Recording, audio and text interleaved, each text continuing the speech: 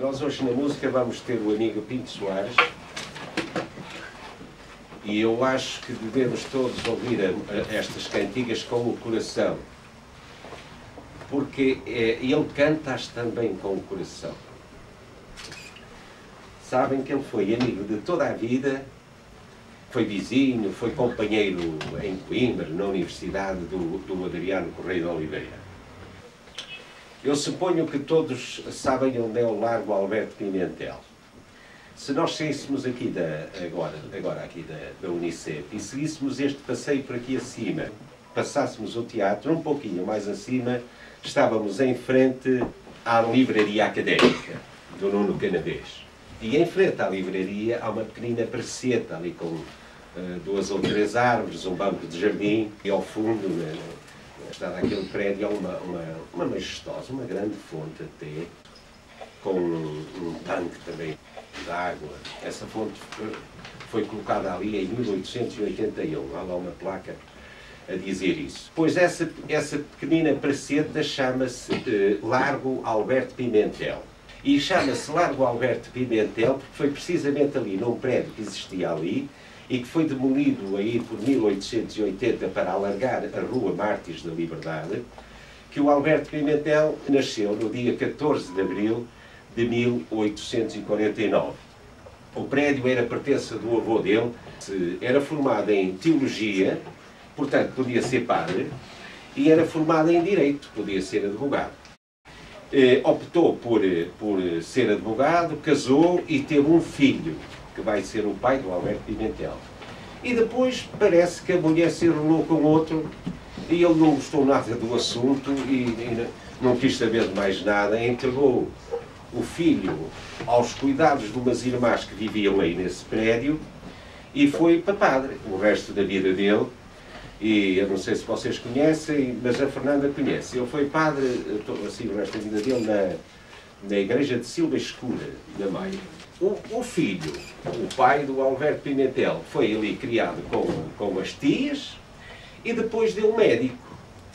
Foi médico da Ordem da Trindade e foi também médico da cadeia aqui da Relação do Porto. E este pequeno pormenor, o ele ter sido médico aqui na cadeia do Porto, se calhar, eu acho que vai ter uma importância decisiva na vida do Alberto Pimentel.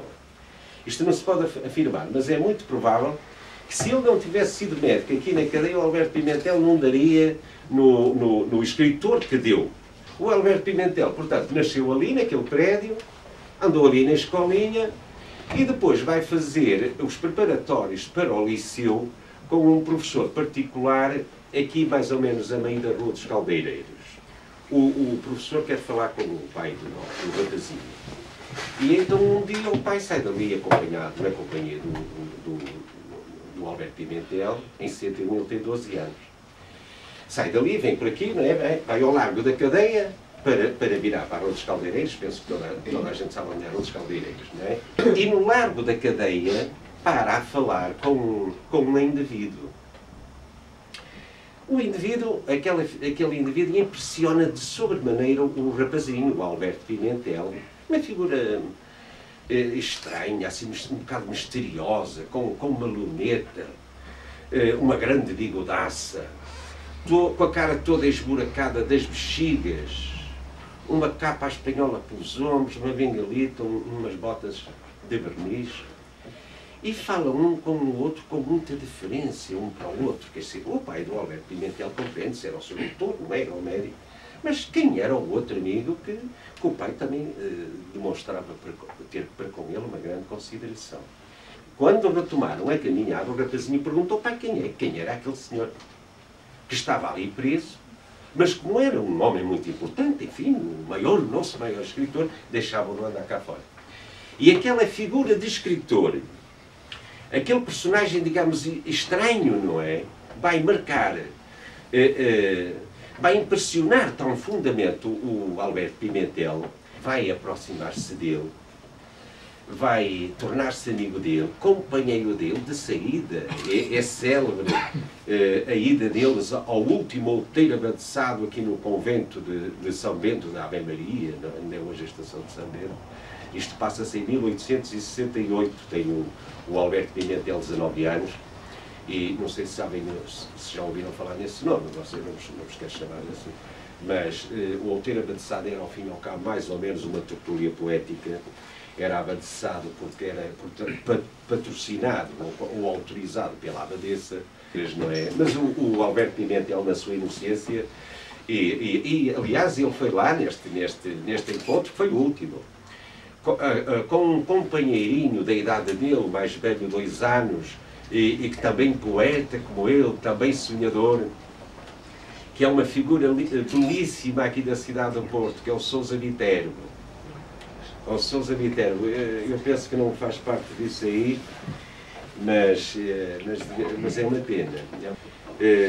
Pagou-lhe tributo toda a vida, venerou toda a vida ao Camilo e escreveu muito sobre ele. Há um livro dele que é Os Amores de Camilo. E escreveu um livro que é uma verdadeira Bíblia camiliana, que é O Romance do Romancista. É um livro raro, é caro,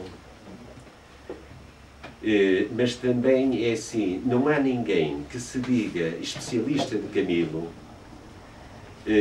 que não tenha lido esse livro. Se ler esse livro não é especialista de coisa nenhuma, pode ser que não é. É o testemunho mais fiável acerca de Camilo. E toda a gente que quer falar de Camilo, que quer escrever de Camilo, que quer conhecer Camilo, tem que ler esse livro. E lendo esse livro, passa a ser, digamos, um apaixonado por Camilo. O próprio Teixeira de Pascoais escreveu um livro muito bonito acerca do Camilo, que é o Penitente.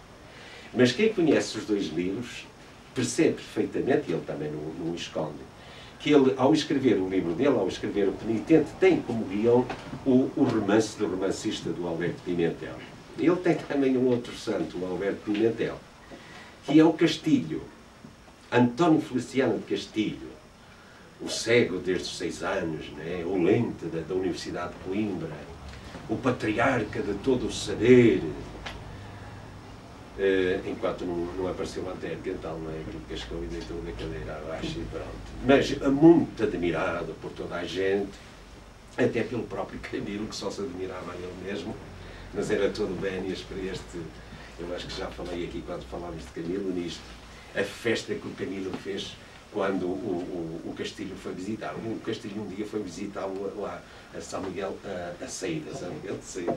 Então o Camilo contratou as bandas lá daquelas redondezas, pôs lá as bandas a tocar, os foguetes no ar, e depois a Iada Place, da mulher de Camilo, fez lá um monumento, não é? Pôs lá um obelisco lá no jardim com os nomes que eu já quase não se lê, mas talvez ainda se leiam. Vocês vão lá, que ainda está lá no jardim.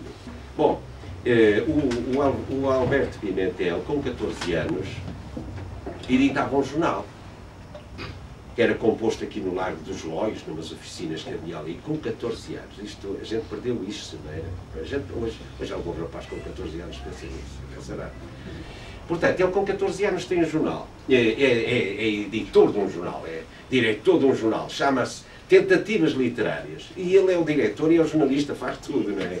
Escreve lá uns textos, escreve lá uns poemas, e por acaso um desses jornais vai ter às mãos do Castilho, que não conhecia rapaz nenhum, que é muito mais velho do que ele, nasceu em 1800, 50 anos mais velho, e é de Coimbra, nem é daqui, não é?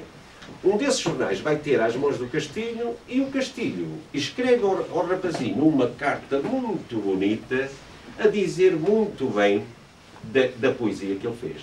É claro, um rapaz de 14 anos, com uma carta de uma figura daquelas, nas mãos, faz o que fez com o Camilo, e ele vai fazer isso com todos os amigos. Ele vai aproveitar sempre muito bem as amizades.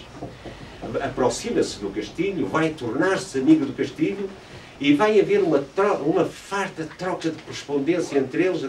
Não vai demorar muito que ele vai publicar o seu primeiro livro, em 1868, tem 19 anos. Vai ser um livro de poesia, a que deu o título Rosas Brancas. A este tempo, o nosso Ramalho Ortigão é diretor de um jornal aqui no Porto que se chama Jornal do Porto, e é considerado um grande crítico literário. Sem conhecer o rapaz, vai escarrapachar lá nas páginas do jornal do Porto uma crítica ao livro dele muito favorável, excelente. Vocês estão a ver que este... É claro que isto é inato, não é? Isto nasce com as pessoas. Mas o Alberto Pimentel tem que ser escritor com 3 padrinhos destes, o Camilo, o Castilho e o Ramalho Ortigão. Quer dizer, ele tem mesmo que ser escritor. Ele vai fazer com o Ramalho Ortigão o mesmo que fez com os outros e vai fazer com todos.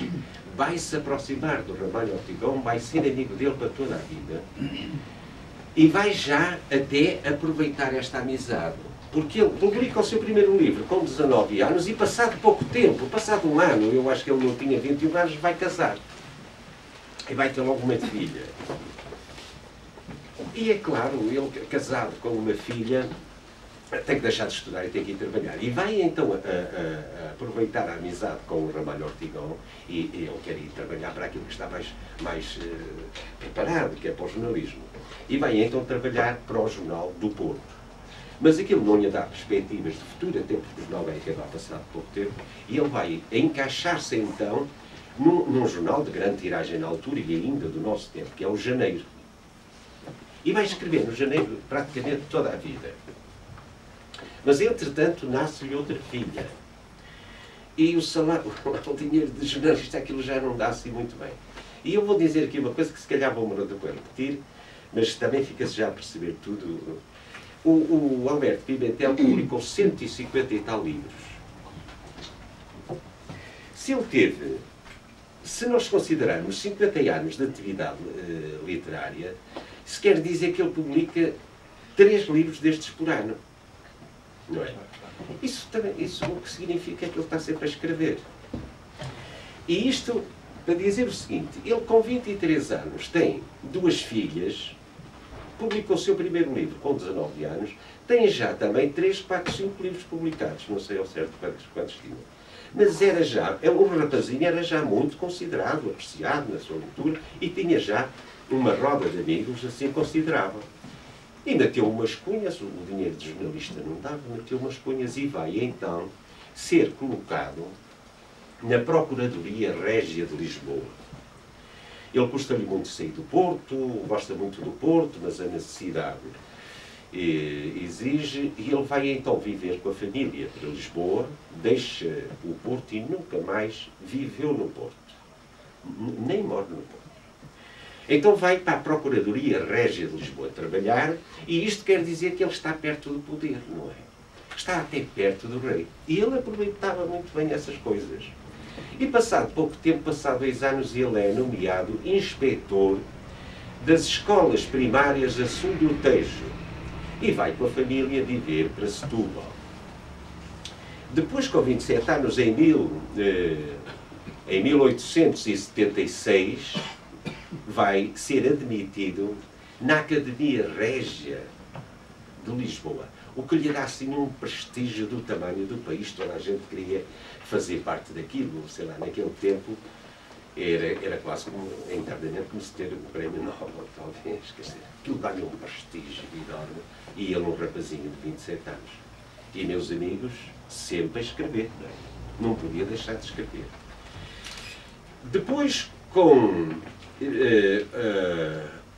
29 anos, em 1878, vai ser nomeado administrador do Conselho de Porto Alegre, com 29 anos, e vai viver para Porto Alegre. Depois, em 1882, com 33 anos, vai ser eleito deputado da Nação pelo Círculo de Sinfães do Douro. E é pelo Círculo de Sinfães do Douro porque o bisavô dele era de Sinfães. Se não tivesse havido o Alberto Pimentel, a cidade do Porto estava seguramente mais pobre. O Alberto Pimentel foi dos escritores que mais escreveu sobre o Porto, que resistou as nossas pracetas, as nossas ruelas, as nossas festas, as consoadas, as canções. Está isso. Ele escreveu 10 livros sobre o Porto.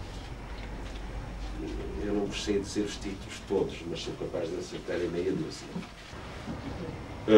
O Porto na Berlinda, a Praça Nova, do Portal à Claraboia, o Porto há 30 anos, o Porto por fora e por dentro, E o Arco de Vendôme, 6, já comprei. Não digo mais nenhum. Mas eu ainda sei mais um, vou acabar com ele. Portanto, ele foi envelhecendo, os anos foram passando, ele não gostou muito de ser deputado, mas lá cumpriu.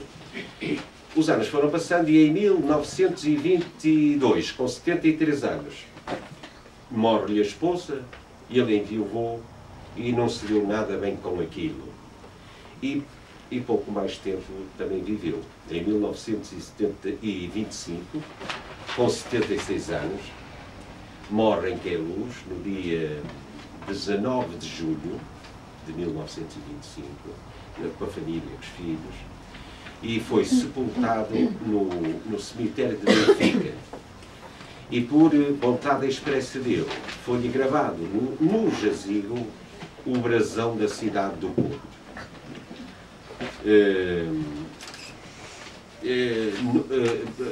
Deixou o Porto, mas nunca na sua memória esqueceu o Porto.